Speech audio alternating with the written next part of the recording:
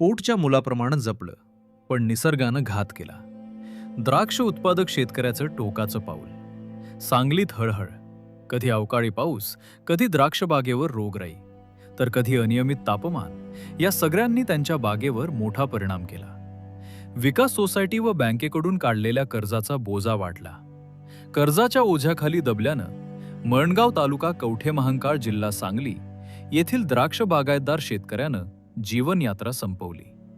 पिढ्यानपिढ्या घाम गाळत द्राक्ष शेती पिकवणाऱ्या कर्तबगार शेतकऱ्यानं शेताच्या बांधावर आंब्याच्या झाडाला गळफास घेत आत्महत्या केली. सततच्या हवामान बदलानं पिकत नसलेली द्राक्ष शेती आणि खते औषधांच्या महागड्या खर्चानं बेजार झाल्यानं टोकाचं पाऊल उचलल्याची माहिती समोर येते.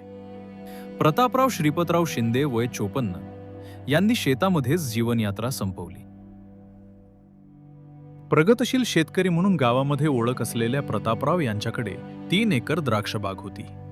दिवस रात्र मेहनत करून त्यांनी ही बाग उभी केली होती.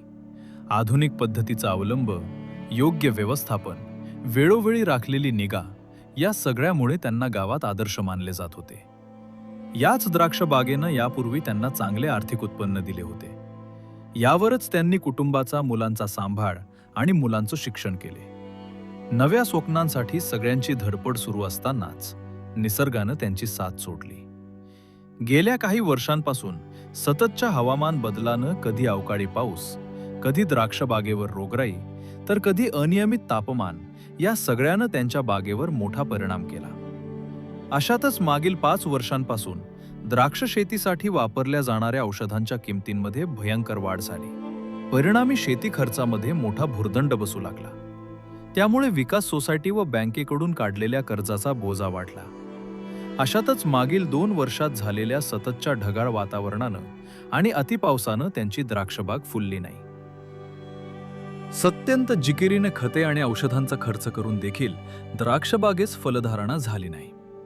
हंगामामागून हंगाम वाया गेले अन पदरी केवळ निराशा उरली. यातून कर्जाचे डोंगर वाढत गेल्यानं आर्थिक विवंचनेतून प्रतापराव शिंदे यांनी जीवन संपवलं. मुलांना अधिकारी झालेले पाहायचं होतं.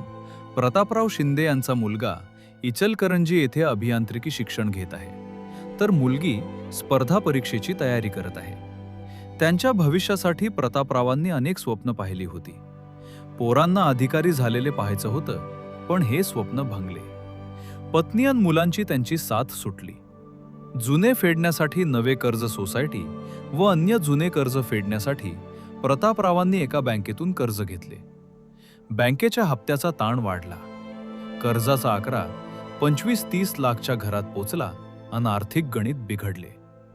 मध्यम मुदतीच्या कर्जानं ते अधिक आर्थिक विवंचनेत सापडले. गावकरी त्यांना धीर देत होते, मात्र उत्पन्नाचे पारडे खाली आणि खर्च कर्जाचे पारडे वरच राहिल्यानं त्यांची मानसिकता खचली आणि त्यांनी जीवन संपवलं.